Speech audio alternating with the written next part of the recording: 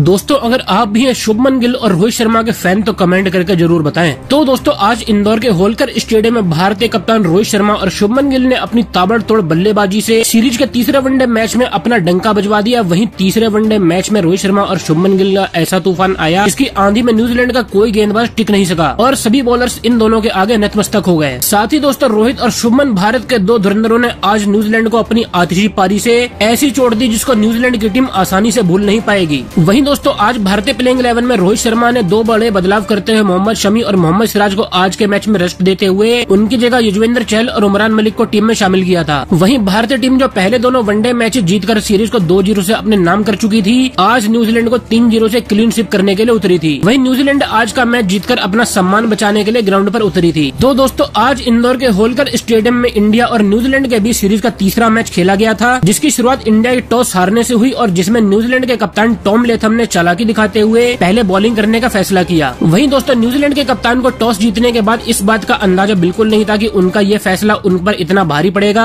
कि जिसका खामियाजा पूरी न्यूजीलैंड टीम को भुगतना पड़ेगा। वहीं दोस्तों न्यूजीलैंड की धज्जियां उड़ाने के लिए आज भी इंडिया की तरफ से ओपनिंग करने के लिए रोहित शर्मा और शुभमन गिल की जोड़ी ग्राउंड पर बैटिंग करने उतरी थी। साथ ही इन दोनों बल्लेबाजों ने जरा भी देर न गवाते हुए पहले ओवर से ही न्यूजीलैंड के गेंदबाजों की मरम्मत करनी शुरू कर दी थी। और क्योंकि इंदौर का ये स्टेडियम बल्लेबाजों के लिए स्वर्ग समान माना जाता है, जिसके चलते रोहित शर्मा और शुभमन गिल ने पहले ओवर से ही न्यूजीलैंड के गेंदबाजों के साथ बड़े बड़े शॉट्स में डील करना शुरू कर दिया था और न्यूजीलैंड का कोई भी गेंदबाज नहीं बच रहा था जिस पर इन दोनों सलामी बल्लेबाजों की जोड़ी ने बड़े शॉट्स न लगाए हों। वहीं दोस्तों आज रोहित शर्मा अपने पुराने अंदाज में वापस आ गए थे और गगनचुंबी छक्के लगा रहे थे। दोस्तों रोहित शर्मा के बल्ले से आज ऐसे शॉट्स निकल रहे थे जैसे कि सामने न्यूजीलैंड नहीं कोई गली क्रिकेट की टीम खेल रही हो। साथ ही शुभमन गिल जिन्होंने न्यूजीलैंड के साथ हुए पहले वनडे मैच में अपने करियर का पहला और शानदार दोहरा शतक जड़ा था, वो भी जब स्ट्राइक पर आ रहे थे तो न्यूजीलैंड के सभी गेंदबाजों की धुलाई कर रहे थे और ग्राउंड पर चौकों और छक्कों की बरसात कर रहे थे। दोस्तों इसी तरह देखते ही देखते रोहित शर्मा और शुभमन गिल ने मिलकर बेहद ही शानदार बल्लेबाजी करके 200 रन की पार्टनरशिप भी पूरी कर ली थी। दोस्तों वहीं 2 साल से सेंचुरी का जो सूखा रोहित शर्मा के करियर में चल रहा था, रोहित ने आज पूरे 2 साल बाद शतक लगाकर वो भी खत्म कर दिया, जिसके चलते उनके फैंस भी आज खुशी से फूले नहीं समा रहे थे। वहीं दोस्तों उनके साथ बैटिंग कर रहे शुभमन गिल ने भी आज के मैच में शतक लगाकर एक बार फिर से भारतीय युवा प्लेयर की ताकत का जलवा सबको दिखा दिया। दोस्तों रोहित शर्मा और शुभमन गिल जब से साथ में बैटिंग करने आ रहे थे उसके बाद से बहुत ही अच्छी तरह से इंडिया को शुरुआत देकर कमाल की पार्टनरशिप बनाते हैं और आज भी इन दोनों खिलाड़ियों ने 212 रन की पार्टनरशिप बना डाली थी। लेकिन दोस्तों 27वें ओवर में माइकल ब्रेसवेल ने रोहित शर्मा को बोल्ड कर दिया और आज रोहित शर्मा 9 चौके और 6 आसमानी छक्के लगाकर मात्र 85 बॉल में 101 रन बनाकर आउट हो गए। वहीं दोस्तों रोहित के आउट होने के बाद शुभमन गिल भी ज्यादा देर क्रीज पर नहीं टिक पाए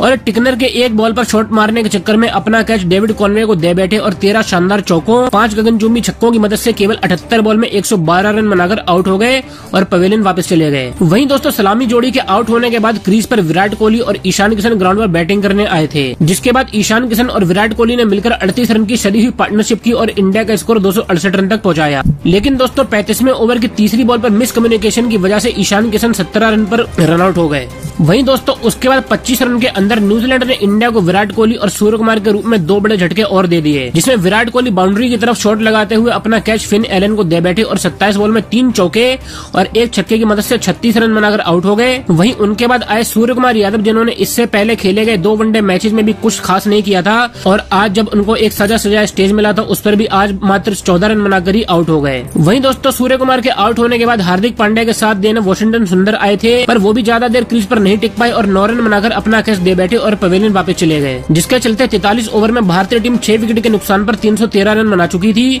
और न्यूजीलैंड की टीम ने 99 रन के अंदर इंडिया के 6 विकेट गिराकर मैच में काफी शानदार वापसी की थी। दोस्तों इसके बाद ग्राउंड पर हार्दिक पांड्या और शार्दुल ठाकुर मौजूद थे और इंडिया के पास अभी भी 7 ओवर पड़े थे, जिसके बाद इन दोनों बल्लेबाजों ने क्रीज पर सेट होने में ज्यादा देर नहीं लगाया और बेहद खूबसूरती से बल्लेबाजी करते हुए दोनों ने न्यूजीलैंड के गेंदबाजों के खिलाफ बड़े शॉट्स लगाने शुरू कर दिए थे और साथ में मिलकर 54 रन की पार्टनरशिप की थी, जिसमें हार्दिक पांड्या ने 3 आसमानी और 3 चौकों की मदद से 38 बॉल में 54 रन बनाकर अपनी हाफ सेंचुरी भी पूरी की थी। वहीं शार्दुल ठाकुर 17 बॉल में 25 रन बनाकर एक बड़ा शॉट मारते हुए अपना कैच दे बैठे और आउट हो गए और उसके बाद हार्दिक पांड्या भी एक बड़ा शॉट मारने के चक्कर में बाउंड्री पर अपना कैच दे बैठे। दोस्तों आखिर में कुलदीप यादव और उमरान मलिक जैसे पुछल्ले बल्लेबाजों ने मिलकर इंडिया का स्कोर 50 ओवर में 385 रन तक पहुंचाया और न्यूजीलैंड को 386 रन का एक पहाड़नुमा टारगेट चेज करने को दिया। आज इंडिया के इस विशाल रन में सबसे ज्यादा योगदान भारतीय सलामी बल्लेबाज रोहित शर्मा और शुभमन गिल का था, जिन्होंने शुरुआत में भारत को ताबड़तोड़ बैटिंग करके महज 26 ओवर में 212 रन तक पहुंचाया था, साथ ही अपनी सेंचुरी भी बनाई थी। लेकिन उसके बाद अगले 24 ओवर में न्यूजीलैंड ने इंडिया को 173 रन बनाने दिए और भारत के 8 विकेट भी अपने नाम करके मैच में काफी अच्छी वापसी की थी। क्योंकि दोस्तों ये पिच बल्लेबाजी के लिए काफी अच्छी थी, इसलिए आज इंडिया के गेंदबाजों को भी ये बात ख्याल में रखकर बॉलिंग करनी थी। मैच में न्यूजीलैंड के विकेट जल्दी निकालने पड़ेंगे, नहीं तो ये मैच न्यूजीलैंड आसानी से जीत सकता है। वहीं दोस्तों जब न्यूजीलैंड टारगेट चेज करने के लिए ग्राउंड पर उतरी तो उनमें से फिन एलन को हार्दिक पांड्या ने पहले ही ओवर की दूसरी गेंद पर बोल्ड करके न्यूजीलैंड को पहला झटका दिया, जिसके चलते भारतीय टीम इनिंग्स की शुरुआत से ही न्यूजीलैंड पर प्रेशर बनाने में कामयाब हो पाई। लेकिन दोस्तों न्यूजीलैंड की तरफ से डेविड कॉनवे जैसे बैट्समैन अभी भी क्रीज पर थे, जिनको की अपनी घातक बल्लेबाजी के बारे में जाना जाता है, जिन्होंने हेनरी निकल्स के साथ मिलकर न्यूजीलैंड की इनिंग को संभाला और जरा सा भी प्रेशर नहीं आने दिया। साथ ही दोनों बल्लेबाजों ने मिलकर भारतीय गेंदबाजों के खिलाफ स्ट्राइक रोटेट करने के साथ साथ बड़े शॉट्स भी लगाए और इसी के चलते दोनों ने मिलकर 7 ओवर में ही न्यूजीलैंड का स्कोर 50 रन से ऊपर पहुंचा दिया था। वहीं दोस्तों इसके बाद भी ये दोनों बल्लेबाज रुके नहीं और खासकर आज डेविड कॉनवे तो ड्रेसिंग रूम से ये माइंड सेट करके आए थे कि इस आखिरी वनडे मैच में तो वो न्यूजीलैंड को किसी भी हाल में जितवा कर ही जाएंगे, जिसके चलते उन्होंने इंडिया के हर गेंदबाज पर बड़े शॉट्स लगाने शुरू कर दिए,